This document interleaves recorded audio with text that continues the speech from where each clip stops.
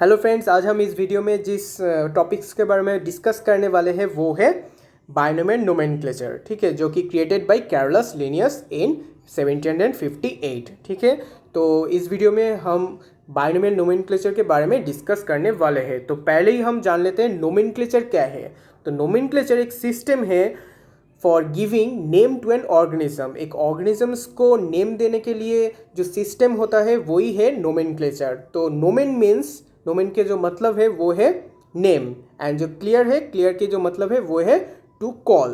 तो नोमेनक्लेचर के जो मीनिंग है वो है टू कॉल बाय नेम। ठीक है, तो यही है डेफिनेशन ऑफ नोमेनक्लेचर। तो अभी हम आ जाते हैं बाइनोमियल नोमेनक्लेचर क्या है। तो बाइनोमियल नोमेनक्लेचर एक मेथड है जिसके द्वारा कोई ऑर्गेनिजम्स को साइंटिफिक नेम, लिविंग ऑर्गेनिजम्स को साइंटिफिक नेम दिया जाता है। तो ये जो बाइनोमियल है, बाई मीन्स टू, तो यह एक टू नेमिंग सिस्टम है जिसमें टू पार्ट्स होता है। एक पार्ट होता है उस ऑर्गेनिजम्स का जेनस नेम एंड दूसरे पार्ट होता है उस ऑर्गेनिजम्स का species name.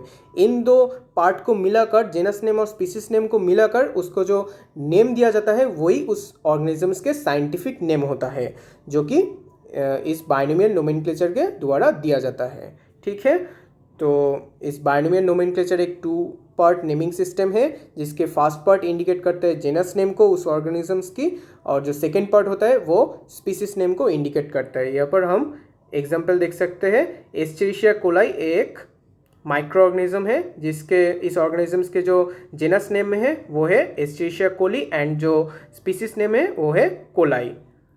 Genus name Escherichia and species name coli. ऐसे ही इनको इस दो पार्ट को मिलाकर इसके साइंटिफिक नेम दिया गया है, एस्चेरिशिया कोलाई। ठीक है, तो इसके बाद हम जानेंगे why we need binomial nomenclature. Binomial nomenclature के ज़रूरत क्यों है। तो इसके ज़रूरत है to classify each organism with a single universally accepted name.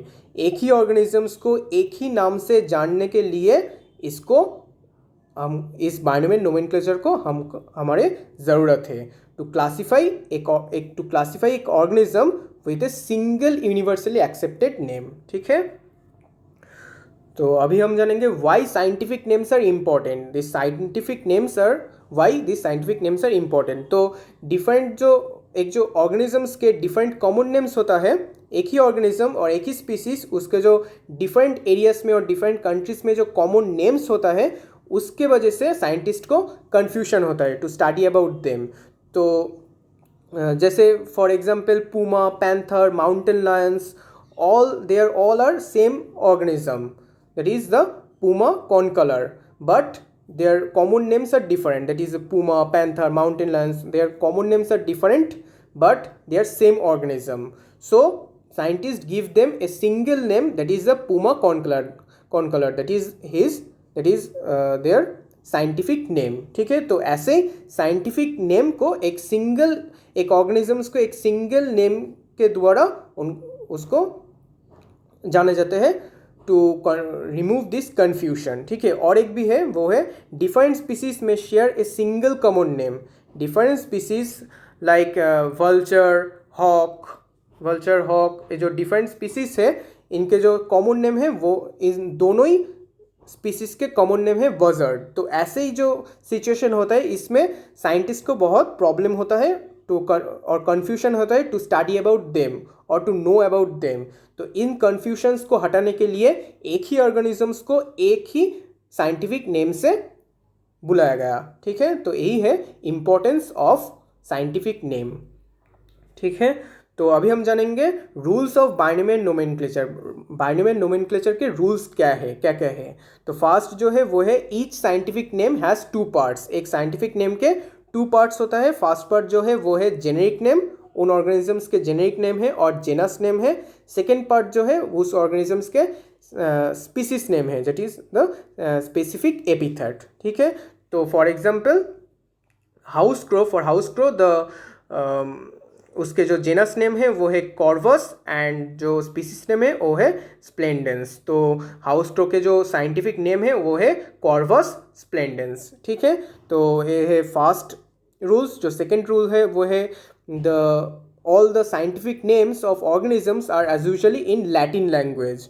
तो जो साइंटिफिक नेम्स लिखना होगा वो लैटिन लैंग्वेज में ही होगा, hence they are written in italics, italics में लिखना पड़ेगा। तो उसके बाद जो थर्ड जो रूल है वो है when the names are hand written, जब हम इन उस साइंटिफिक नेम को हाथ से लिखेंगे तब हम उनको अंडरलाइन करेंगे, और अगर वो साइंटिफिक नेम हम टाइप करने वाले हैं तो उसको इटैलिक्स में लिखना होगा, ठीक है, to specify the Latin origin, उस लैटिन ओरिजिन को स्पेसिफाई करने के लिए ऐसा हम करेंगे। तो यही है थर्ड रूल। और जो फोर्थ एंड लास्ट रूल है वो है the name of genus start with a capital letter and the name of the species start with a small letter. तो यहाँ पर हम देख सकते हैं जो कैपिटल जेनस नेम के जो कैपिटल लेटर है जो है सी है, कॉर्वस के जो सी है वो कैपिटल में लिखा गया है, और जो स्पीसीज नेम का जो फर्स्ट लेटर है वो है स्प्लेंडेंस के एस जो स्मॉल लेटर में लिखा गया है। तो यही है रूल्स जो कि जेनस नेम के फर्स्ट लेटर कैपिटल में होगा एंड स्पीसीज नेम के फर्स्ट लेटर स्मॉल लेटर में होगा। यही है कुछ बायनोमियल नोमेनक्लेचर के रूल्स, ठीक है। तो अभी हम जानेंगे international code for binomial nomenclature. तो international code for binomial nomenclature क्या है? तो ये है एक uniform set of principles for naming the organism. एक ऑर्गेनिजम्स को नेमिंग करने के लिए जो यूनिफॉर्म सेट ऑफ प्रिंसिपल्स होता है वही है international code for binomial nomenclature. There are two international codes that are international code of botanical nomenclature, that is the ICBN, जिसके वजह से जिसके द्वारा प्लांट्स के नेमिंग किया जाता है, and international code for zoological nomenclature ICZN, जिसके द्वारा एनिमल्स का नेमिंग किया जाता है, ठीक है। तो इसके इंटरनेशनल कोड के जो इम्पोर्टेंस है और जो रिस्पॉन्सिबिलिटी वो क्या है?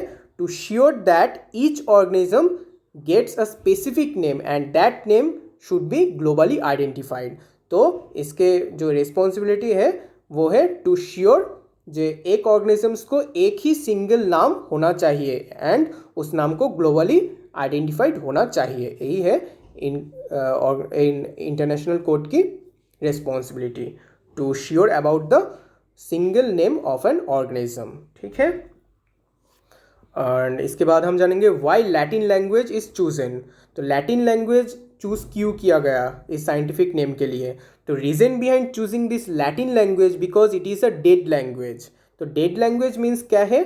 तो dead language means which is no longer in use, so there is no scope for any kind of modification in this language, it will remains as it is, ठीक है।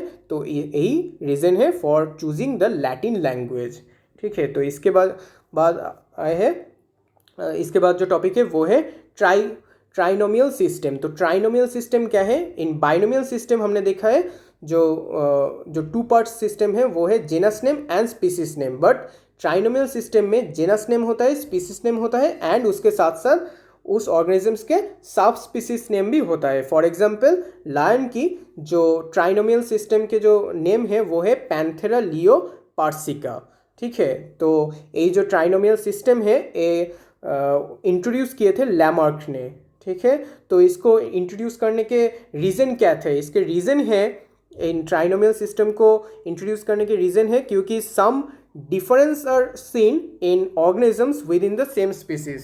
तो सेम स्पीसीज के अंदर कुछ ऐसे ऑर्गेनिजम्स होता है जिसमें सेम स्पीसीज के अंदर कुछ ऑर्गेनिजम्स के कैरेक्टरिस्टिक्स डिफरेंट होता था।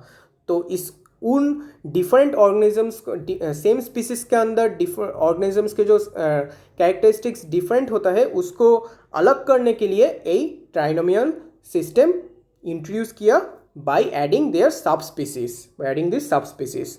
तो for example the scientific name of the lion is Panthera leo, but there are many of the lions found in the different countries with the minor changes in their characteristic। different countries में lion पाए जाते हैं but they are minor changes in characteristic। तो उन different lions को different countries की different lions को specify करने के लिए उनके सब स्पीसीज को भी ऐड किया गया, उसकी नेमिंग सिस्टम है ट्राइनोमियल सिस्टम, ठीक है। तो इसके बाद हम लास्ट जो टॉपिक है वो है टोटोनिम्स। टोटोनिम्स क्या है? When the genus name and the species name are same then it is called tautonyms. जब एक ऑर्गेनिजम्स के genus name and species name same होगा उस टाइम इसको बोला जाएगा टॉटोनिम्स। जैसे tautonyms are accepted in animals but not accepted in plants. For example gorilla gorilla gorilla. So for gorilla organism, the genus name is gorilla, the species name is gorilla, and the subspecies name is also gorilla. So it is a tautonyms because the genus name and the species name are same. So it is called the tautonym. So this is all about the binomial nomenclature. Okay, thank you for watching this video.